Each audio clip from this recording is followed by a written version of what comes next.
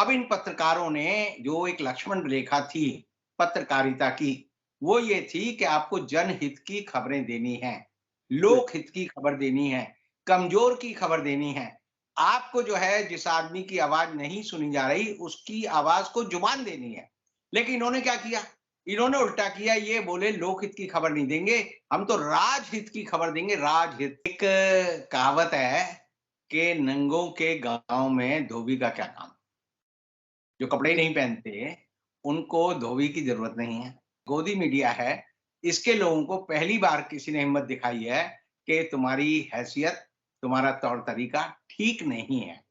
अब जी, ये जो एंकर हैं, 14 एंकर, जिनकी एक लिस्ट जारी हुई है, तो आपको याद होगा कि थाने में एक लिस्ट लगी रहती है।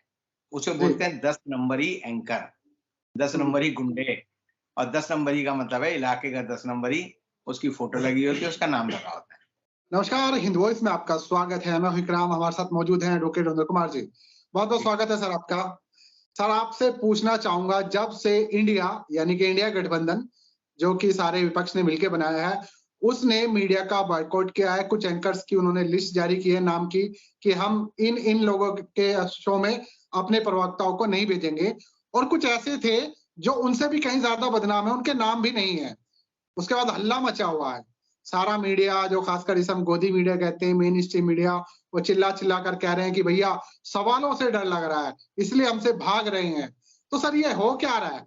किस दिशा में जा रहा है अब फिलहाल ये पूरी कहानी? एक कहावत है कि नंगों के गाँव में धोबी का क्या काम? जो कपड़े ही जी, नहीं पहनते, उनको धोबी की ज़रूरत नहीं है। अब जी, ये जो एंकर हैं, 14 एंकर, जिनकी एक लिस्ट जारी हुई है, तो आपको याद होगा कि थाने में एक लिस्ट लगी रहती है। उसे जी। बोलते हैं 10 नंबरी एंकर, 10 हुँ, नंबरी गुंडे और 10 नंबरी का मतलब है इलाके का 10 नंबरी, उसकी फ़ोटो लगी होती है, उसका नाम लगा होता है। अब जी, ये सारे जिनका नाम आया, ये 14 नंबरी एंकर हो गए हैं। यानी अब ये जीवन भर इस बात से, इस कलंक से अपने को मुक्त नहीं कर पाएँगे कि हमें 14 नंबरी क्यों कहा गया। तो जी, आदमी को जो काम हर लोग कर रहा है, अगर वो काम आपके साथ भी हो रहा है, मेरे साथ भी हो रहा है, तो उस पे आदमी का ध्यान नहीं जाता। ध्यान उस बात पे जाता है जिसके लिए आपको विशेष रूप से चिन्हित किया जाता है, मार्क किया जाता है। अब मार्क ये है कि ये जो गोदी मीडिया है, इसके लोगों को पहली बार किसी ने हिम्मत दिखाई है कि तुम्हारी हैसियत, तुम्हारा तौर-तरीका ठीक नहीं है। अब आप ये लोग पूछते हैं, आज भी मैंने कई चैनलों पे देखा, वो सवाल कर रहे थे कि गोदी मीडिया का मतलब क्या है? तो गोदी मीडिया का एक जो सिलसिला है, वो यहाँ से शुरू होता है कि मोदी जी की एक जनसभा हो रही थी दिल्ली के द्वारका में, दिल्ली विधानसभा के चुनाव में।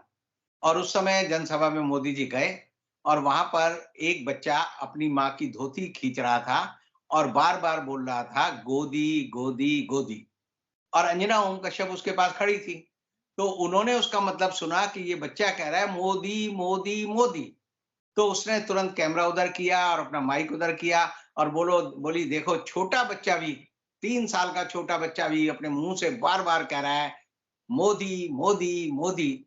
तो उसकी माँ ने बच्चे को उठाया, बोला ये मोदी, मोदी नहीं कह रहा, ये कह रहा है गोदी, गोदी, गोदी। तो वहाँ से ये गोदी मीडिया शब्द इस्तेमाल हुआ और रवीश कुमार ने फिर इसको एक अमली जामा पहनाया और इसको जो हम कहते हैं ना कुर्ता पजामा पहना के जैकेट पहनाकर एक बना दिया आकार कि ये गोदी मीडिया है। अब जी, गोदी मीडिया के लोगों को ये जो 14 लोगों की लिस्ट आई है, इसका गुमान भी नहीं था। इनके सूत्र वैसे बड़े कामयाब होते हैं, हमेशा सतर्क रहते हैं। वो ये बता देंगे जो बाइडेन के घर में क्या बन रहा है, पुतिन क्या खा रहा है, शी जिनपिंग जो है कौन-सा कच्छा पहन रहा है। लेकिन ये नहीं पता चला कि 14 लोगों की लिस्ट तैयार हो रही है और उसमें इनका नाम है। तो ये जी, बात एक तरह से आफ़त की तरह, आसमानी आफ़त की तरह इनके सिर पे टूट पड़ी और ये पूरे के पूरे भौचक्के रह गए कि ये हुआ क्या? इस हमले का उनके पास जवाब नहीं है। कभी कहेंगे ब्रॉडकास्टर एंड डिजिटल एसोसिएशन का कहना है जी ये लोकतंत्र पर हमला है। कभी कहेंगे जी इमरजेंसी की याद दिला रहा है कि कांग्रेस इमरजेंसी लगा दी है। तो आप हुँ, समझिए ताकत किसके पास है? ताकत सरकार के पास है। सरकार किसकी है? नरेंद्र मोदी की। चरण किसके चाट रहे हो? मोदी जी के। और मैंने कल भी आपको बोला था कि ये जो एंकर हैं, ये ऐसे चरण चाटते हैं कि इनमें से हर एक की अगर जीभ को नापेंगे तो 4-4 फीट से कम की नहीं निकलेगी। चाट-चाट के और इनका काम ही नहीं है। तो ये चरण चाटू कह लो या चरण चुंबक कह लो, कुछ भी कह लो, ये सारे एंकर जो है, लगातार पत्रकारिता की गरिमा को गिरा रहे हैं। आप समझिए कि पत्रकारिता की गरिमा क्या है? पत्रकार का काम क्या है? पत्रकार का काम है वो न्यूज़ देता है, वो समाचार देता है। नारद जी जो थे दुनिया के पहले पत्रकार थे और वो जी, नारायण, नारायण करके घूमते थे और वो खबरें बताते थे एक-दूसरे को।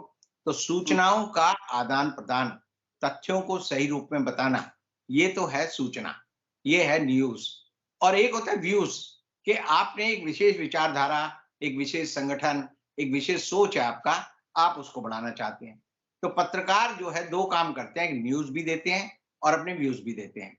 क्योंकि जी, लोगों के पास इतना समय नहीं होता कि वो चीज़ों के बारे में समझें। तो समझाने का काम, दुनिया कैसी है, दुनिया में कैसे चल रहा है, वो तो है पत्रकार। एक होता है विज्ञापन विभाग, एक होता है जनसंपर्क विभाग, जो हर सरकार का होता है, चाहे हरियाणा सरकार हो, यूपी सरकार हो, भारत सरकार हो, पीआईबी जिसे हम बोलते हैं, तो उसका काम है कि अपनी बात को आगे बढ़कर कहना। अब इन पत्रकारों ने जो एक लक्ष्मण रेखा थी पत्रकारिता की, वो ये थी कि आपको जनहित की खबरें देनी हैं, जी, लोकहित की खबर देनी है, कमजोर की खबर देनी है। आपको जो है जिस आदमी की आवाज नहीं सुनी जा रही, उसकी आवाज को जुबान देनी है। लेकिन इन्होंने क्या किया? इन्होंने उल्टा किया, ये बोले लोकहित की खबर नहीं देंगे, हम तो राजहित की खबर देंगे, राजहित। जो राजा कहेगा वो खबर देंगे, जो धन जी, वाला कहेगा वो देंगे, जो मालिक कहेगा वो देंगे, वो खबर देंगे जो उससे हमारी जो है टीआरपी बढ़े। और टीआरपी बढ़ाने के लिए इन्होंने एक चीज समझ ली कि पत्रकारिता में एक खबर के बारे में कहा जाता है कि bad news is always a good news, क्योंकि no good news is a no news. तो इसलिए इन्होंने इसको अपना जो अपवाद था उसको धर्म बना लिया कि हमेशा गलत खबर देनी है और ऐसी खबर देनी है जो सत्ता के साथ हो और ऐसी खबर देनी है जो लोगों को भ्रमित करे और जो लोगों के मुद्दों को ना उठाए। तो गरीब की बात कभी भी किसी पत्रकार ने नहीं की। ये 14 के 14 पत्रकार अपने जीवन में अगर एक भी प्रोग्राम दिखा दें कि इन्होंने किसी गरीब की बेकारी के बारे में बात की है, किसी की भुखमरी की बात की है, किसी आदमी के स्वास्थ्य की बात की है, किसी आदमी के रोटी, कपड़ा, मकान की बात की है, तो मैं कहूँगा कि इन्हों के ऊपर अत्याचार हुआ है। लेकिन इन 14 की 14 के जीवन को, इनके 15, 16, 20 साल का जो करियर है, अगर आप उसमें ढूँढ-ढूँढ कर भी, खुर्दबीन से भी देखेंगे, तो किसी ने भी गरीब की आवाज़ को, सच की आवाज़ को नहीं उठाया। ये क्या जी, करते हैं, इनके काम करने का तरीका है, सुबह 11 बजे एक मीटिंग होती है, उसमें इनको एक परफॉर्मा दे दिया जाता है कि आज आपको ये कहना है।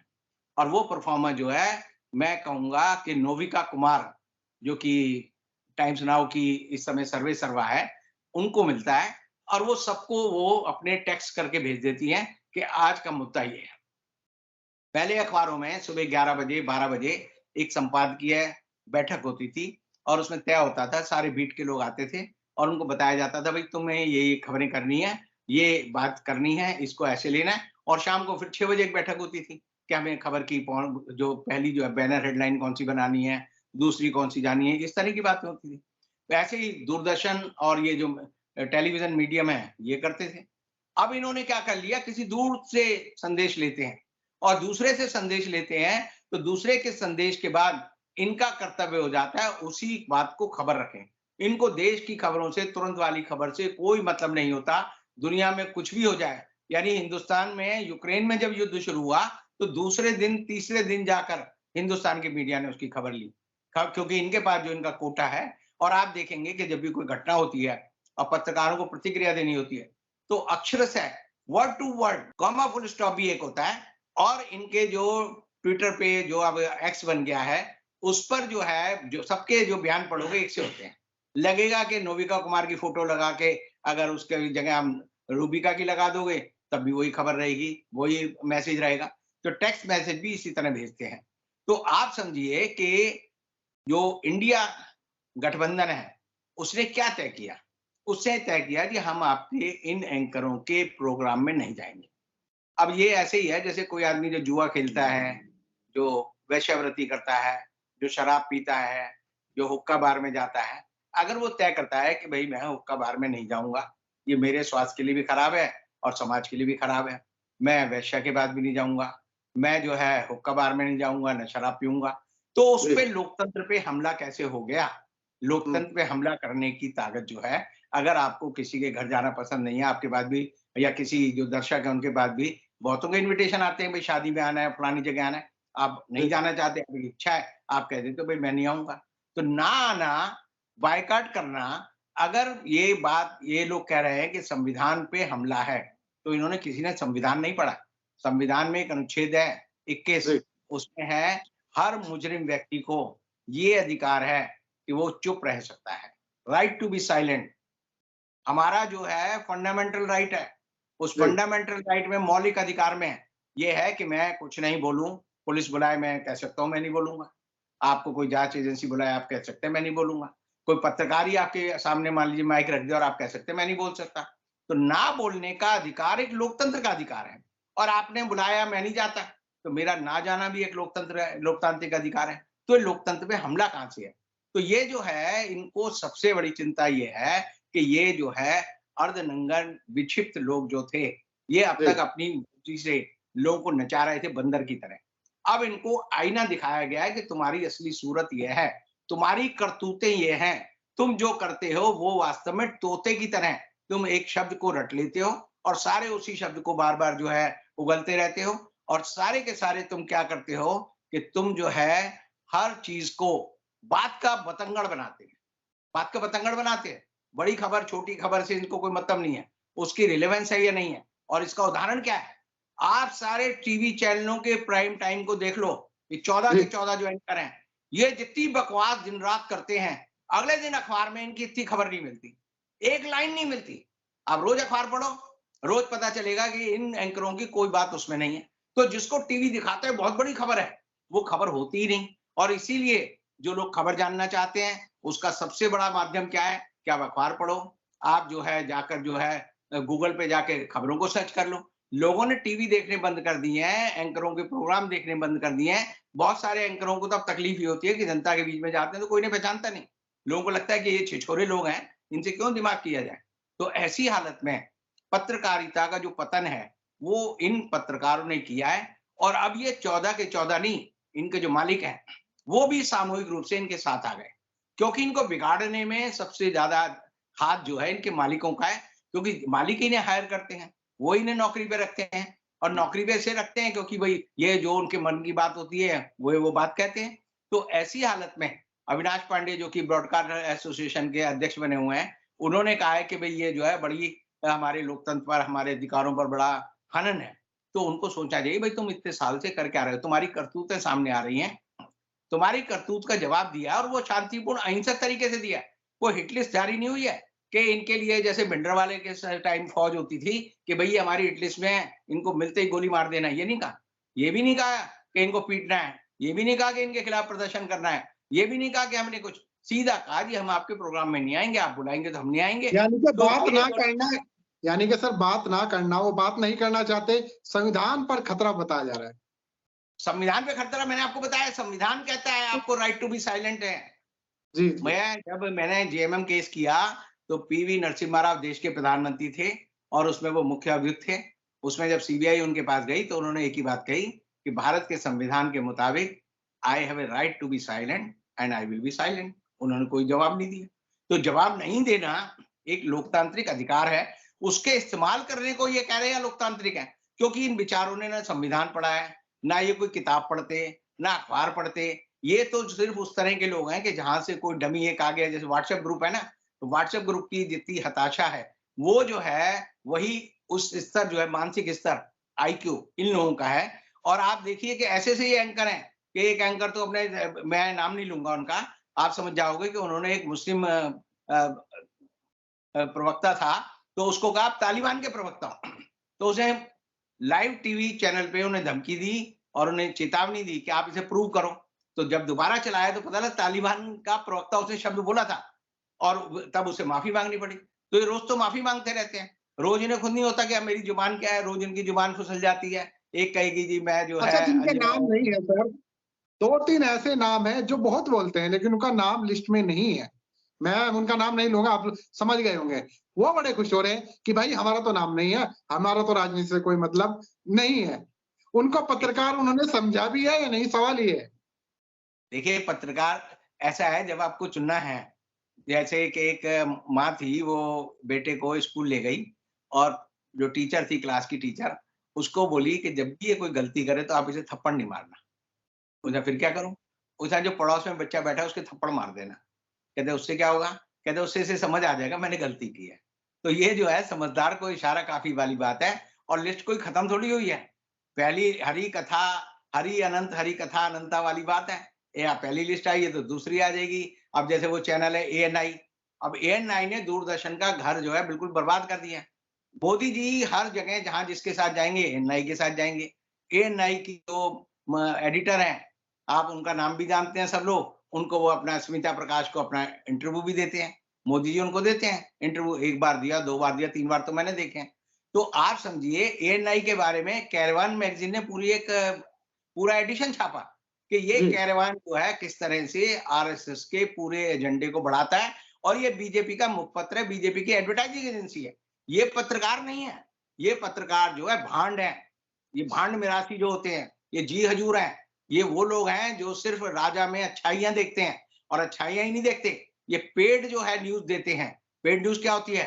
पेड न्यूज़ की परिभाषा ये है कि एक खबर मान लो मैंने चुनाव लड़ना है और मैंने एक विज्ञप्ति दी और सब अखबारों में वही खबर वर्ड टू वर्ड वही छप जाए, तो उसको इलेक्शन कमीशन कहता है पेड न्यूज़ है और वो अपराध है। और इनके सारे ट्विटर जो है पेड न्यूज़ होते हैं। इनके सारे वक्तव्य पेड न्यूज़ होते हैं। इनकी जो हेडिंग होती है वो पेड न्यूज़ होती है। तो ये तो जिसे कहते हैं ना मुफ्तखोर भी हैं और ये तनखैया भी हैं। ये तनख्वाह लेते हैं। तनखैया जो है सिख धर्म में एक बुराई मानी जाती है। ये सारे 14 के 14 पत्रकार जो है तनखैया पत्रकार हैं और इसका पता कैसे चलता है? इसका पता इसलिए चलता है कि जो इनकी तनख्वाह है और जो इनका रहन-सहन है, जो इन्होंने प्रॉपर्टी इकट्ठी की है। अब अंजना ओम मोदी के पास कितनी संपत्ति है, नोविका कुमार के पास कितनी संपत्ति है। आप इन सबकी संपत्ति की अगर जाँच कराए कोई सरकार, यानी एनडीए को इंडिया कुछ ही यही कह दे कि जब हमारी सरकार बनेगी, तो हम इनके आयकर से इनकी सारी चीज़ों की जाँच कराएँगे, तो इन सब की पोल खुल जाएगी। आपको याद है कि जब एक टेलीफ़ोन टेपिंग का मामला चला था, तो उसमें पता चला था कि जो पत्रकार हैं, वो ये तय कर रहे हैं कि हिंदुस्तान में कौन व्यक्ति मंत्री बनना चाहिए, किसको कौन-सा पद मिलना चाहिए। वो एक घोटाला हुआ था और उससे जी, पहले जो है घोटाला उसका हुआ था अमर सिंह का, टेलीफ़ोन टेपिंग का। तो जी, उन जी, सब चीज़ों को समझ लीजिए पत्रकार, पत्रकार नहीं है। ये राग दरबारी के चारण भाट या मिरासी जो भी कहेंगे वो हैं और इनको पत्रकारिता से कोई मतलब नहीं है। और अभी एक बयान बार-बार टीवी पे दिखाया जा रहा है अंजना ओम कश्यप का, जिसमें वो कह रही हैं कि कई लोगों ने पत्रकारिता की सीमाओं को लांघा है और उन्होंने एक डायलॉग बोला है और वो डायलॉग ये है कि आपको झुकने को कहा गया और आप रेंगने लगे। तो ये डायलॉग जो है अंजना ओम कश्यप का नहीं है, ये आडवाणी जी ने दिया था 1980 में जब चुनाव हुए थे। तो चुनाव के बाद 70 में जब 77 में चुनाव हुए, तो उसके बाद जो है आडवाणी जी जो सूचना प्रसारण मंत्री थे, तब उन्होंने लोकसभा में कहा था कि जिन पत्रकारों को कहा गया कि आप झुकें, वो रेंगने लगे। तो ये लोग सारी चीज़ चुरा के बोलते हैं, हर चीज़ की पर्जरी करते हैं और ये इनके दिमाग और जो सारी चीज़ें हैं कोई व्यक्तिगत और मौलिक नहीं है। इनका कोई चाल चरित्र चेहरा नहीं है। इन्हें पत्रकार को अखबार से निकाल दो, इन पत्रकारों को चैनल से निकाल दो। 2 महीने बाद इन्हें पड़ोसी नहीं पहचानता, 6 महीने बाद ये प्रेस क्लब में मिल जाएँगे आपको और आपको बताते रहेंगे मैं फलाने चैनल में था, लोग इनको पहचानते नहीं। तो इनकी चाल, चरित्र, चेहरा, कार्रवाई, हरकतें सब जो हैं भांड मिरासियों वाली हैं। ये पत्रकार होने लायक नहीं है क्योंकि इनके मन में पत्रकारिता की जो आग होनी चाहिए वो नहीं है। ये सच के साथ नहीं है, ये सिर्फ़ प्रचार के साथ हैं, ये एडवर्टाइज़िंग एजेंसी के एजेंट हैं और इसीलिए मैं कहूँगा कि पत्रकारिता का इन्होंने जो एक खाल ओढ़ रखी है, वो एनडीए ने, इंडिया ने, दोनों ने इनकी उतार दी है। एनडीए ने इस तरह उतार दी कि उन्होंने अपना गुलाम बना लिया और इंडिया ने इनके बारे में बता दिया कि ये गुलाम हैं, ये जो है तनखैया हैं, ये जो है पत्रकार नहीं है, ये एजेंडा चलाते हैं नफ़रत का, लोगों को परेशान करते हैं और ये लोग अगर समझते हैं कि हम पत्रकार हैं, तो मैं आपको आज फिर कह रहा हूँ कि किसी भी फ़ोरम पर जाकर ये खड़े हो जाएँ, बहस करने को तैयार हो जाएँ, ये बहस नहीं करते। ना ये पत्रकार बहस करते, ना मोदी जी बहस करते, ना मोदी जी के जितने प्रवक्ता जाते हैं वो बहस करते। ये सिर्फ़ जो है दूसरे को धकियाते हैं, धौंस देते हैं, गाली देते हैं, एक तरह से पहलवानी करते हैं और एक तरह से आप समझिए देश की पत्रकारिता को कलंकित करते हैं और इसीलिए 180 देशों पे जो हमारी सूची है पूरी दुनिया में, जिसे हम कहते हैं प्रेस इंडेक्स, उसमें हिंदुस्तान का नंबर 61 था पिछली बार। इस बार मैं कहूँगा इनकी इस हरकत की वजह से हिंदुस्तान का नंबर 180 हो जाएगा। बहुत-बहुत शुक्रिया सर। आज आपने इनका पूरा चाल-चलित और चेहरा उससे आपने भी नकाब उठाया है। इंडिया जो गठबंधन है उन्होंने तो पहले से ही बॉयकॉट करना शुरू कर दिया। और सर का कहना है ये तो पहली लिस्ट है, हो सकता है दूसरी लिस्ट भी आ जाए। खैर ये लिस्ट आने के बाद ही हंगामा मचा हुआ है, तो देखना है कि दूसरी लिस्ट आती है या नहीं। लेकिन एक बात तो है कि जब से लिस्ट आई है तो ये पूरी तरह से तिलमिला गए हैं कि अब किससे बात करें, किससे सवाल पूछें, किसको गरियाएँ। तो देखते हैं कि खुद में ही सब कुछ कहानी बनाने लगते हैं नहीं। आप लोग नीचे कमेंट कीजिएगा, वीडियो को ज़्यादा से ज़्यादा शेयर कीजिएगा। कल फिर रविंद्र जी से मुलाकात होगी, तब तक के लिए दीजिए इजाज़त।